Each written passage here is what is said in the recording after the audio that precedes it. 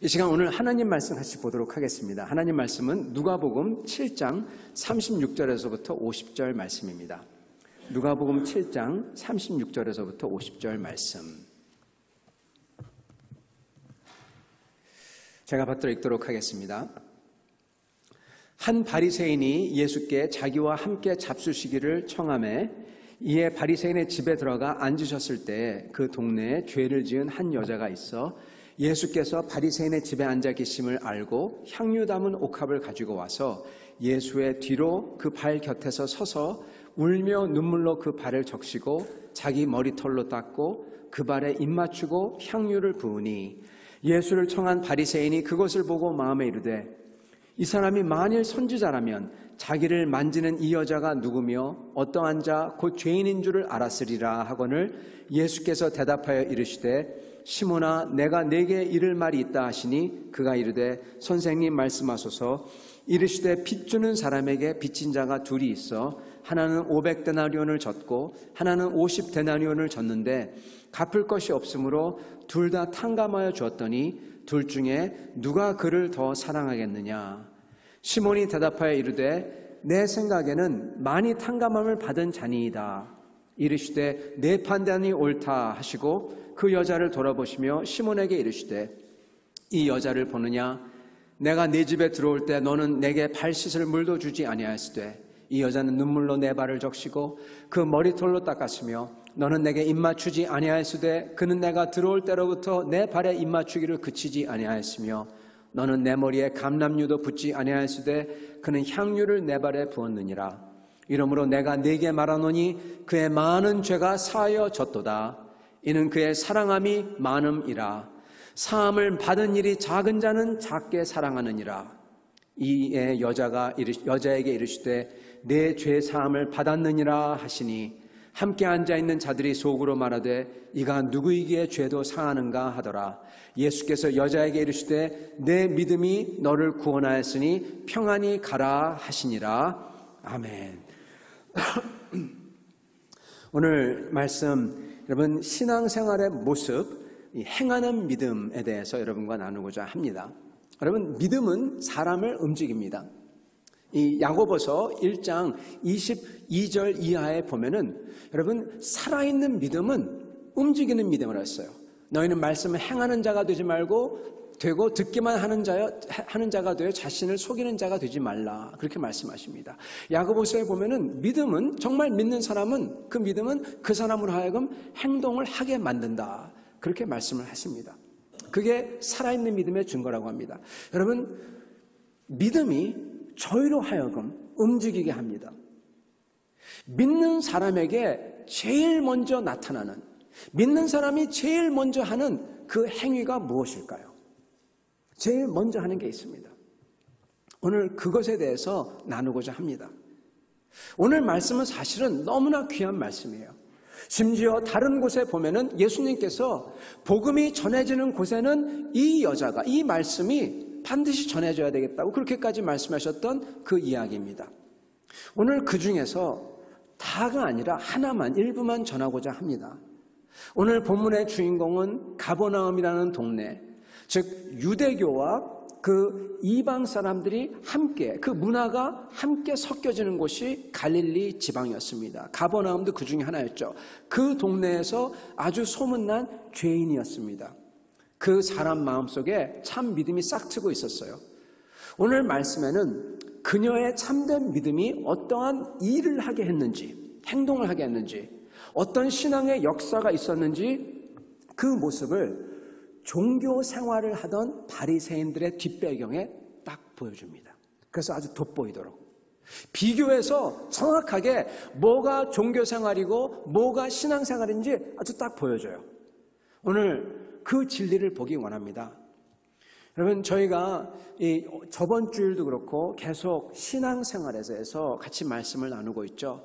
여러분 종교 생활이 아닌 진짜 신앙 생활, 종교 생활은요 저희가 인간이 하나님에게 닿으려고 아주 노력하는 그러한 생활입니다. 또한 종교 생활은 도덕, 윤리, 사회 규범 이런 거를 의식해서 사람들에게 보여주려고 그런 것을 지키는 생활입니다. 그렇기 때문에 그것을 하는 사람은 어깨에 힘이 들어가고 못하는 사람을 깔봅니다. 항상 종교 생활은 그렇죠. 그러나 신앙생활은 자기가 열심히 해서 잘 지켜서 어떻게 되는 것보다는 내가 죄인이기에 그 죄인에게 하나님의 은혜를 쏟아주기 때문에 나는 그냥 받는 게 신앙생활입니다. 신앙생활은 그렇기 때문에 믿음으로 받는 거고, 신앙생활을 하는 사람은요, 도덕, 윤리, 규범보다 더 큰 하나님의 사랑이 내려오기 때문에, 이걸 경험하기 때문에 여러분, 그 사람에게는 자유가 있어요. 그 사람의 어깨에는 힘이 들어갈 수가 없습니다. 왜요? 나는 죄인이었으니까. 그리고 그 사람은 다른 사람을 보고 긍휼히 여깁니다. 왜요? 나는 죄인이었으니까. 그런 사람에게 은혜를 줬으니까 자기도 죄인을 보면서 은혜를 베풀고 싶어 하는 겁니다. 그게 신앙생활이죠. 성도 여러분, 신앙생활을 할 때, 진짜 믿음을 가질 때 그 속에서 일어나는 역사, 그 역사를 우리가 오늘 붙잡아야 되겠습니다. 이 역사를 놓치기에 신앙생활이 죽어 종교생활이 돼버립니다. 오늘 이 역사를 다 붙잡는 여러분과 저 되기를 축원합니다. 아멘. 예. 오늘 말씀 보면은 이 바리새인인 시몬이 예수님과 제자들을 식사의 자리에 초대합니다. 바리새인들과 예수님께서 굉장히 껄끄러운 관계였다는 것을 생각했을 때 얼핏 보면은 이 시몬이 초청한 이 초청은 대단한 것 같습니다. 마치 이 니고데모가 예수님을 찾아왔듯이 그러한 사람의 모습 같습니다. 여러분, 성경을 보면요, 여러분은 잘 아시겠지만 바리새인들과 예수님의 관계는 아주 좋지가 않아요. 근데 사실 보면요, 사람들 중에서 예수님과 관계가 안 좋아야 되는 사람이 있다면 그들은 바리새인이 아니에요. 누구냐? 사두개인들이어야 합니다. 그리고 정말 사두개인들은 예수님을 두려워했고 반드시 없애야 되는 존재를 여겼고 그리고 없앱니다. 사두개인들이 예수님을 십자가에 못 박습니다. 예수님은요, 사두개인들의 교리를 전면 부정합니다. 사두개인들은 부활은 없다.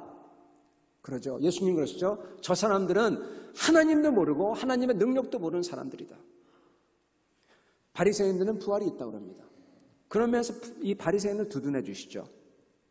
그리고 사두개인의 전유물인 성전, 거기서 장사를 하죠. 하나님을 팔아먹습니다. 예수님께서는 그걸 쫓아냈어요. 그러면서 이 성전이 언젠가는 무너진다. 진짜 성전이 온다. 그렇게 예언을 하시죠. 그래서 사두개인들은 그들로 중심이 되어서 예수님을 십자가에 못 박죠. 그래서 정말 예수님과 관계가 안 좋아한다면은 사두개인들입니다. 근데 성경 말씀에 보면요, 주님은 사두개인들보다도 바리새인들을 더 심하게 책망하세요. 그 이유는 사두개인들은 자기들은 경건을 지킨다, 사람들에게 보여준다, 소위 우리가 말하는 그러한 호들갑을 떨지 않았어요. 왜냐? 사두개인들은 이미 자기들은 제사장 클래스여서 보통 사람들과 완전히 다르다고 생각했기 때문에 보통 사람들에게 다가가지도 않았습니다. 근데 바리새인들은 우리는 당신과 똑같은 평민이요, 그렇게 하면서 우리는 그러나 당신들보다 더 경건하고 더 도덕적이고 더 하나님께 가깝소, 그러면서 사람들을 자기들의 길로 이끌려고 했던 것이에요. 근데 그 길은 종교의 길, 죽음의 길이었습니다. 우리 주님께서는 그러한 바리새인들의 종교적 경건이 사실은 하나님께 하는 것도 아니고 하나님을 위해서 하는 그런 믿음의 행위가 아니라, 진짜 신앙의 행위가 아니라 사람들에게 보여주려고, 사람들에게 인정받기 위해서 하는 종교 행위인 것을, 그 민낯을 다 드러내십니다. 그리고 그들을 얼마나 꾸짖고 책망을 하는지 모릅니다. 신랄하게 꾸짖으세요. 그들은 겉은 하나님을 위해서 한다고 하지만 속은 자기들이 높아지려고, 겉과 속이 다른 이중적인 종교생활. 그렇기 때문에 바리새인들은 예수님을 아주 미워했습니다. 그렇지만 모든 사람들은 바리새인 그러면 가장 종교적이고 도덕적이고 윤리적인 사람으로 다 평가를 했죠. 자, 그 바리새인 중에서 우두머리격이 되는 시몬, 그 사람이 예수님을 초청해요. 니고데모처럼 반신반의하면서 예수님을 찾아왔듯이 주님을 알려고 그랬을까? 근데 여러분, 시몬은 니고데모와 달랐습니다. 어떻게 다르냐? 어떻게 아느냐? 주님이 끝에 하는 말씀을 보면 압니다. 너는 이랬지만 저 여자는 이렇고, 너는 이랬지만 저 여자는 이렇고. 여러분, 이 말씀과 비슷한 구조가 어디서 반복되냐면요, 마태복음 7장에 반복됩니다. 주님께서는 또한 이러한 구조가 어디서 반복되느냐, 양과 염소에 대해서 말씀하실 때 그대로 나옵니다. 저들은 이랬지만은, 내가 헐벗었지만 저들은 반겨주지 않았고, 내가 목말랐지만 물을 주지 않았고, 그러한 구조하고 똑같이 여기 나옵니다. 지금 이 시몬은 잘못돼도 단단히 잘못된 겁니다. 여러분, 또한 저희가 그가 예수님에게 어떻게 대했나 대해서 볼 수가 있어요. 여러분, 그 당시에는 손님이 오면은 반겨야죠. 이렇게 얼굴을 대고 키스를 합니다. 근데 그걸 안 해요. 반기지를 않아요. 그러면서 손님에게 접대하는 것들을 하나도 안 합니다. 발 씻을 물을 준다든지, 손님에게 로션같이 발을 기름을 주죠. 이거는 여러분 마치 향수와 같은 겁니다. 제일 싸구려, 그 중에서 제일 싸구려인 감람류도 안 줬어요. 여러분, 이 말은 귀빈의 식사라고 겉으로 쓰고 나서는 실제로는 하대하는 식사 자리인 겁니다. 이건 예수님을 테스트해 보겠다 그러는 자리입니다. 가시방석 같은 자리인 거예요. 밥 먹다가 체하겠어요, 여러분. 하도 가시방석 같으니까. 이건 아나니만도 못한 겁니다. 근데 그때 그 동네에서 죄인이라고 불리는 여자가 그 바리새인 집에서 식사하신다는 얘기를 듣고 예수님을 찾아 나옵니다. 이 성경은 이 여인을 죄인인 여자라고 설명하죠. 여기서 이름도 밝히지 않아요. 이 말은 이름을 밝히지 않아도 다 아는 사람, 그 동네 사람들이 다 아는 죄인이라는 겁니다. 그리고 그 당시 여자가 죄인이다 그렇게 불려지면요, 이건 딱 하나밖에 없어요. 매춘을 뜻했습니다. 이걸 가리키는 말이 39절에 나와요. 시몬이 하는 말이, 혼자서 하는 말이, 이 사람이 만일 선지자라면 자기를 만지는 여자가 누구며 어떠한 자 곧 죄인인 줄 알았으리라. 여러분, 시몬은 지금 이 여자가 나와서 예수님 앞에서 눈물을 흘리면서 머리털로 닦고 감람류를 붓는데 그건 하나도 안 보이고 뭐만 보이냐? 예수님의 몸을 만지는 것만 보여요. 여러분, 뭘 봐도 한참 못 보고 있는 겁니다. 그러면서 이 여자가 누군지 알았다면은, 그 사람은 선지자라면 당연히 누군지 알 텐데 그러지 못하는 거라는 겁니다. 즉, 이 여자의 정체도 모르는 이 예수는 선지자도 아니다 그렇게 생각하는 겁니다. 이 여인은 예수님 오셨다는 말을 듣자 바리새인 집이라도 예수님을 찾아 나와요. 여러분, 지금 성경은요, 보세요, 바리새인과 창기, 극과 극을 그리고 있어요. 왜? 알려주기 위해서, 우리에게. 여러분, 생각해 보십시오. 가장 도덕적이고 윤리적이고 경건한 행동을 골라서 하는 사람, 죄인을 가장 비판하는 사람, 그것도 그 중에서 우두머리격이 되는 사람의 집에 가장 지탄받는 여자가 나온다는 겁니다.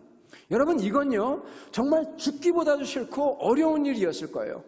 누가 만약에 억지로 데려간다고 하면은 정말 마지막 자존심을 지키기 위해서 차라리 죽으면 죽었지 절대로 가지 않았을 겁니다. 그죠? 안 갔을 거예요. 근데 이 여자는 그걸 다 뛰어넘어서 주님께 자기가 달려나온 거예요. 그것도 가장 귀중한 걸 품고. 이 여인은 이걸 어떻게 할 수가 있었을까요? 죽기도 가기가 싫었던 이 바리새인 집에 계신 주님께 나왔다. 그게 알려주는 몇 가지가 있습니다. 그럼 먼저 저희가 봐야 되는 것은요, 이 여자가 주님께 나왔다는 겁니다. 그리고 있는 그대로 나왔다는 겁니다.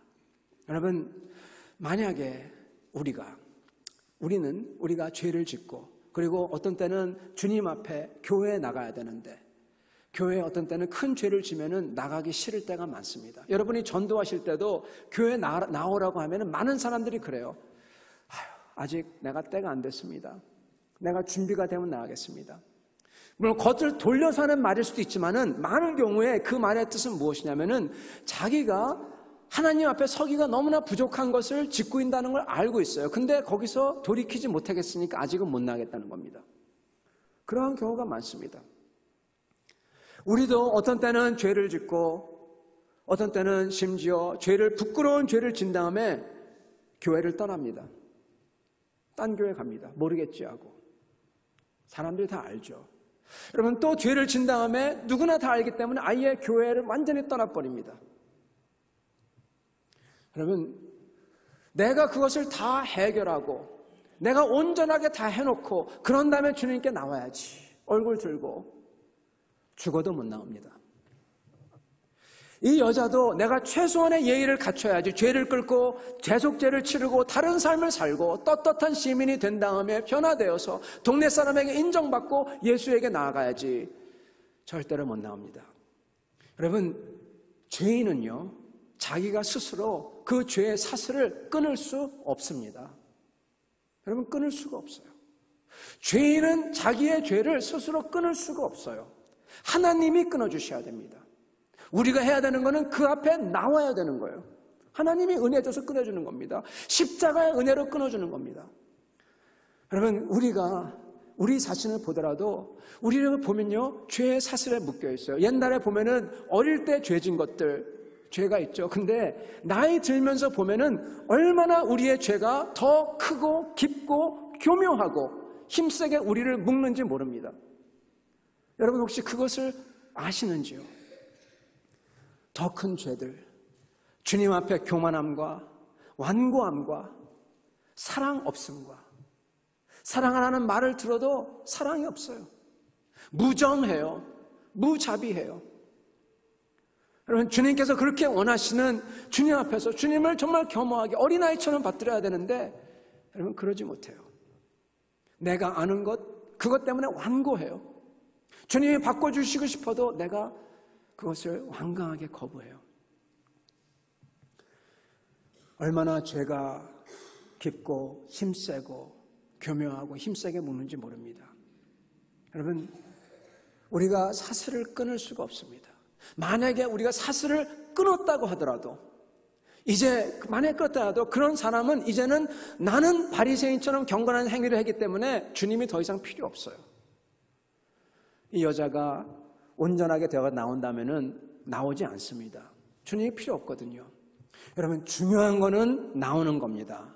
중요한 거는 지금 현재 있는 상태, 주님께서 허락하신 줄 알고 그것 가지고 나오는 겁니다. 참 믿음은, 참된 신앙은 우리로 하여금 부족하더라도 반드시 주님 앞으로 나오게 합니다.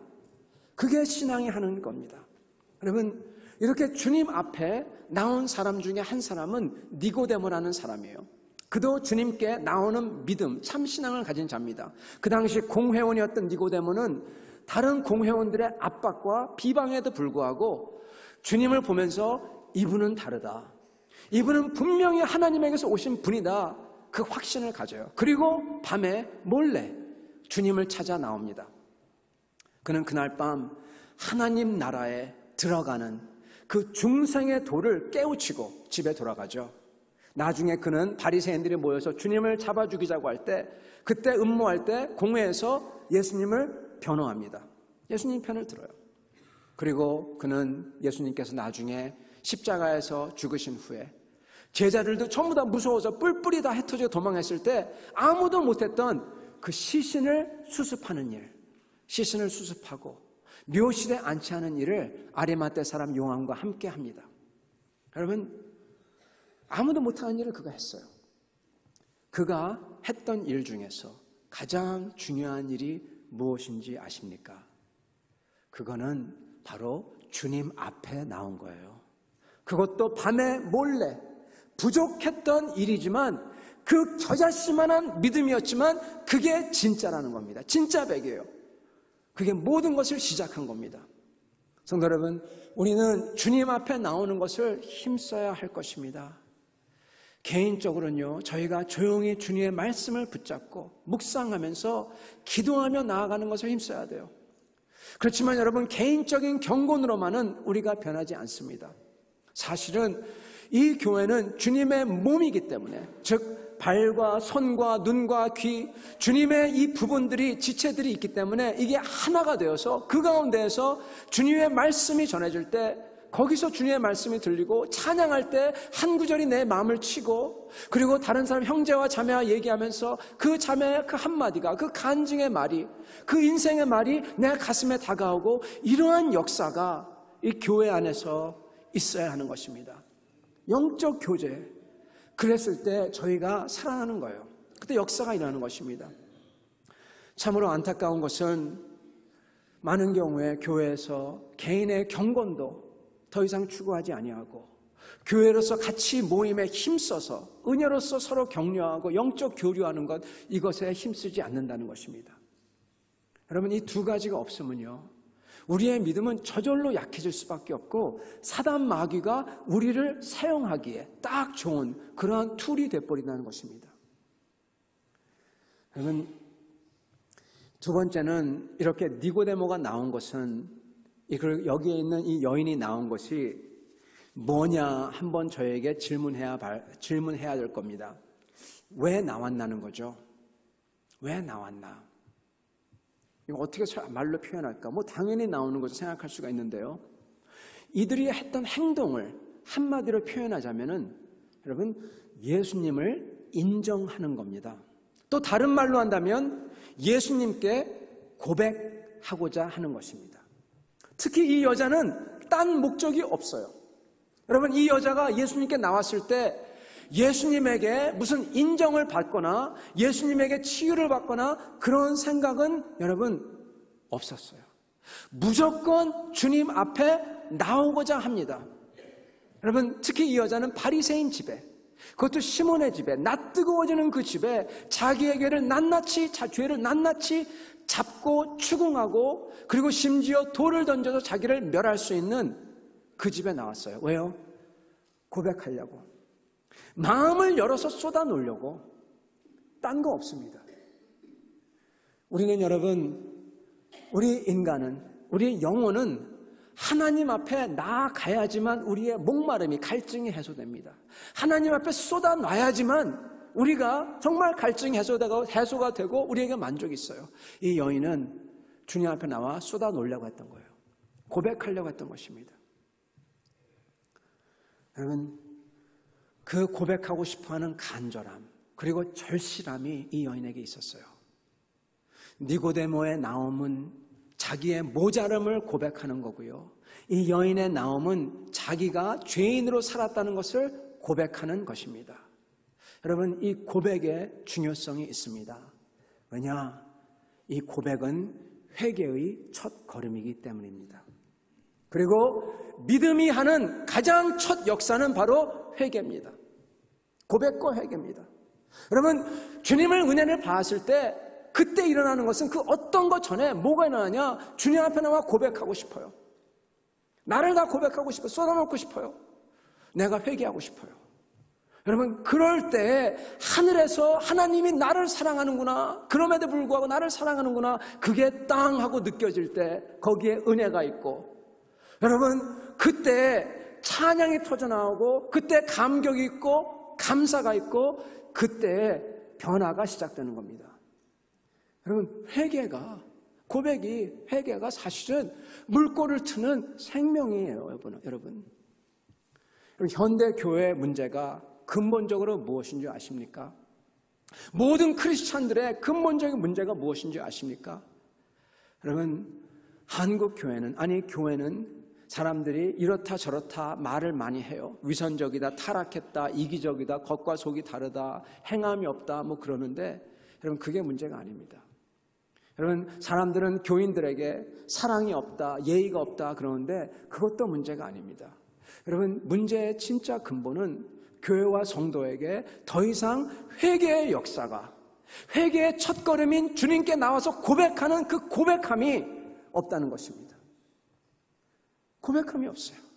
고백이 없으니까 간절함이 없고 부르짖음이 없고 주님을 만남이 없는 겁니다.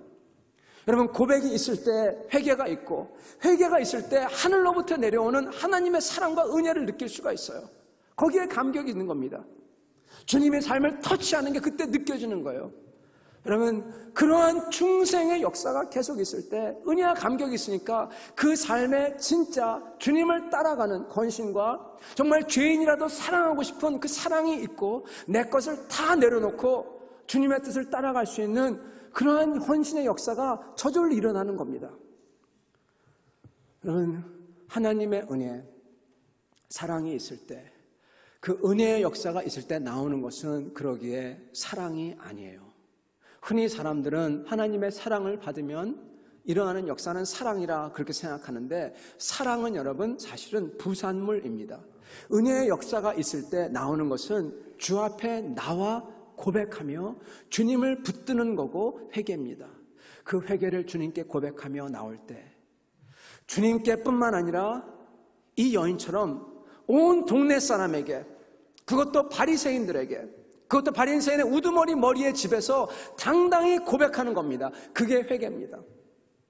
그때 그 사람에게는 모든 것을 다 바꾸는 역사가 있을 수밖에 없어요. 여러분, 우리들은 고백하고 회개하면은 망할 것 같은 생각이 들어요. 그죠? 하나님에게 내가 내 죄를 고백하고 그리고 그러면은 하나님이 나를 붙들고 혼내든지 아니면은 더 이상 내가 내 삶을 영위 못하든지 그렇게 생각합니다. 어떤 분이 영국 옥스퍼드 대학생에게 계속 전도를 했어요. 스타트 목사님이, 존 스타트 목사님이. 근데 그 학생이 계속 그 전도를 듣고도 다 argue를 하고 그리고 다 이해가 되고 그러는데 끝끝내 예수를 믿겠다는 소리를 안 합니다. 그래서 어느 날 존 스타트 목사님이 답답해가지고 그에게 물어봅니다. 아주 단도직입적으로 물어봅니다. 자네, 당신은 예수가 믿겨지지 않길래 안 믿는 건가? 아니면은 자네의 삶을 포기하기 싫어서 안 믿는 건가? 이 학생은 자기가 죄된 삶을 즐기고 있었거든요. 근데 그거를 놓기가 싫은 겁니다.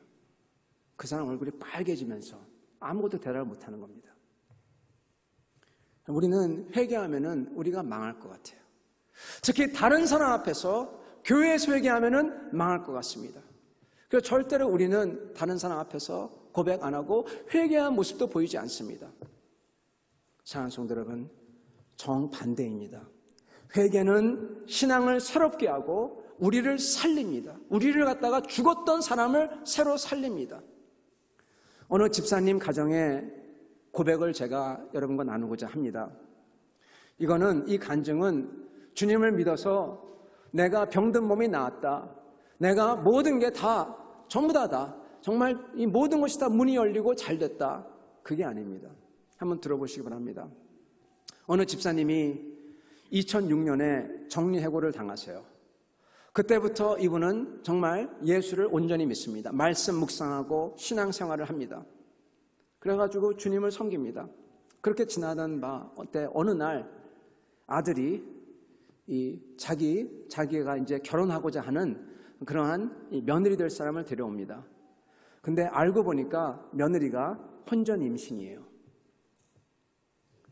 그래서 이 아들이 이 아버지에게, 부모에게 이 며느리를 데리고 옵니다. 그리고 알고 보니까 이 며느리에게 출산의 비밀이 있었는데, 이 며느리는 자기 아버지가 결혼 전에 교제해서 홈전 임신해서 낳은 딸이 이 여자였어요. 아무도 그걸 자기는 모르다가, 아버지도 그걸 모르고 그 여자를 놔두고 다른 여자하고 살았습니다. 그러다가 자기 엄마가 그 딸을 아버지한테 보낸 겁니다. 그래서 이 며느리 되는 사람은 계모와 함께 쭉 살았던 거예요. 컸던 거예요. 근데 자기도 홈전 임신을 했어요. 그래서 남편에게 이 며느리가 자기 출생의 비밀을 얘기해 줍니다. 우리 집은 이렇다. 그렇지만 나는 예수를 믿으니까 나는 낳고 싶다. 하나님의 은혜로 나는 이걸 이기고 싶다. 고난이 찾아올 줄 안다. 굉장히 어려울 줄 안다. 그러나 그 고난 속에서도 은혜를 찾아 나아가고 싶다.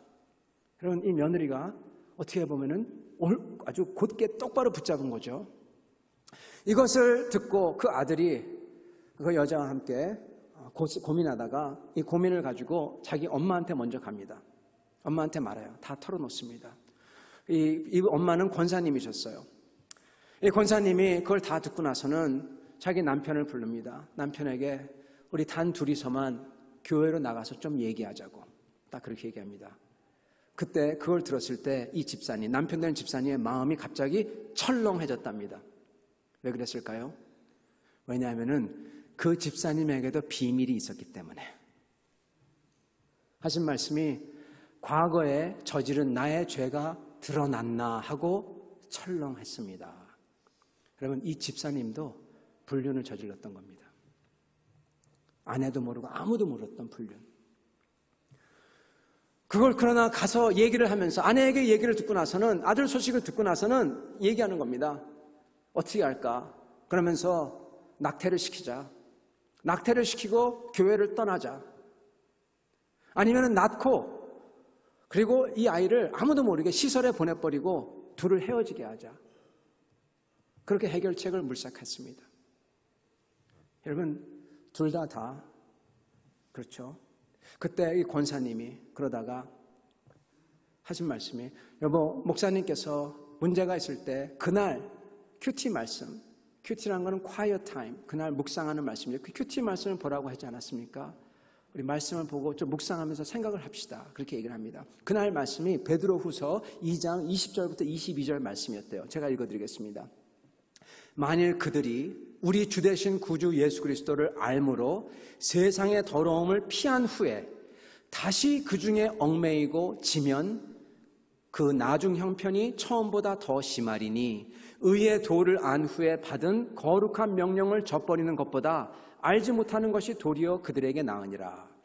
예수 그리스도를 알므로써 세상의 더러움을 피한 다음에 다시 거기에 얽매이고 지면 나중에 처음보다 못하다. 그런 얘기죠. 그 말씀을 묵상하면서 그 집사님 하신 말씀이 정신이 번쩍 들었답니다. 성도 여러분, 여러분에게 이런 일이 있다면 어떻게 핸들하시겠습니까? 왜 내게 이런 고난이 찾아오나? 그렇게 생각하지 않겠어요? 이 집사님 하는 말이 아들의 사건으로 하나님께서 자기의 죄를 되새기도록 지금 찾아오고 있구나. 아들의 죄, 며느리의 죄가 아니라 내 죄 때문에 찾아오고 있구나. 그걸 깨달았다는 겁니다. 성도 여러분, 이거는 기적입니다. 은혜입니다. 이분이 그래서 어떡하자? 가족회의를 열어요.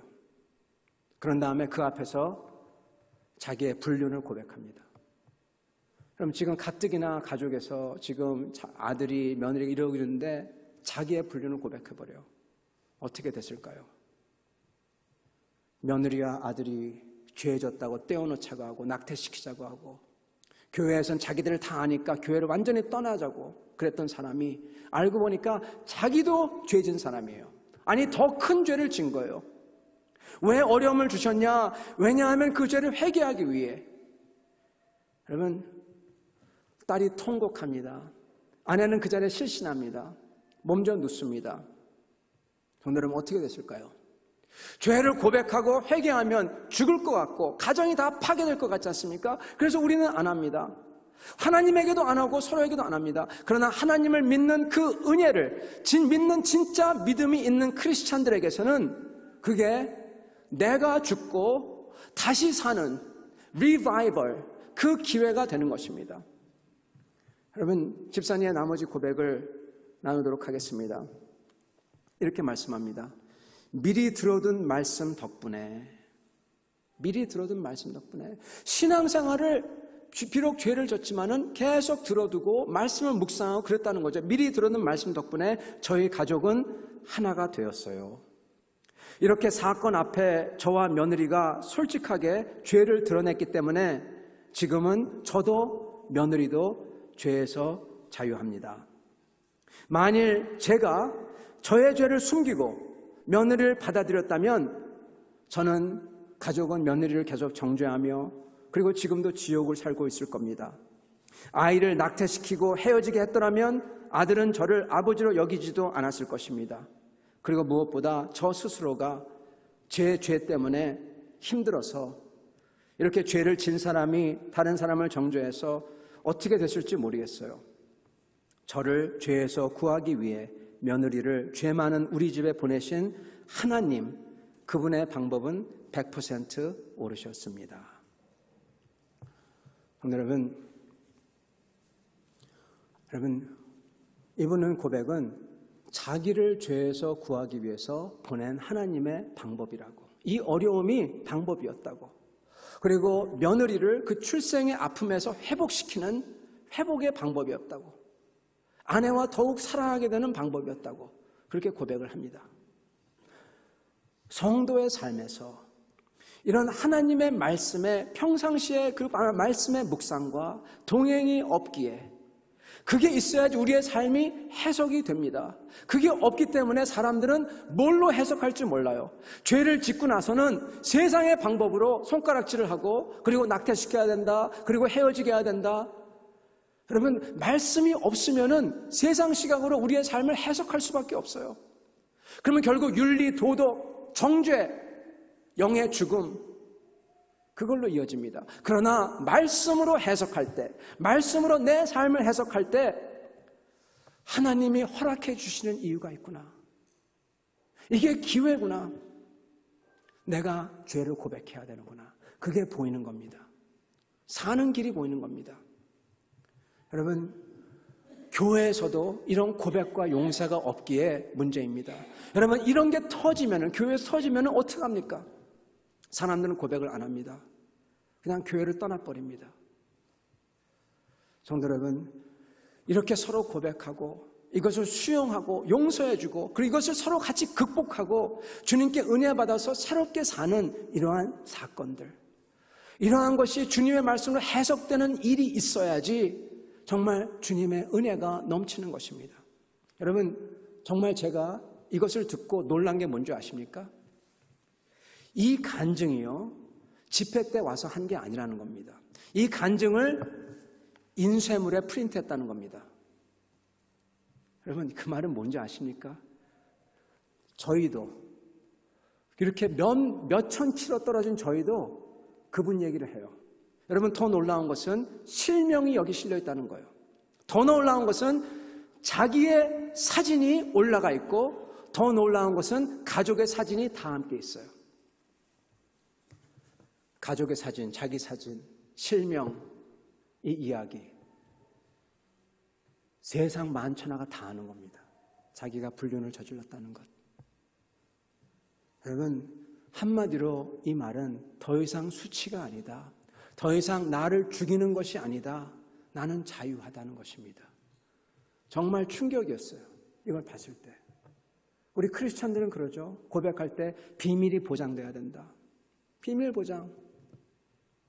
이분은 떳떳하게, 여러분, 주님 앞에 나온 여인은요, 떳떳하게 바리새인 집 앞에서, 시몬 앞에서 다 고백하고 다 내려놓습니다.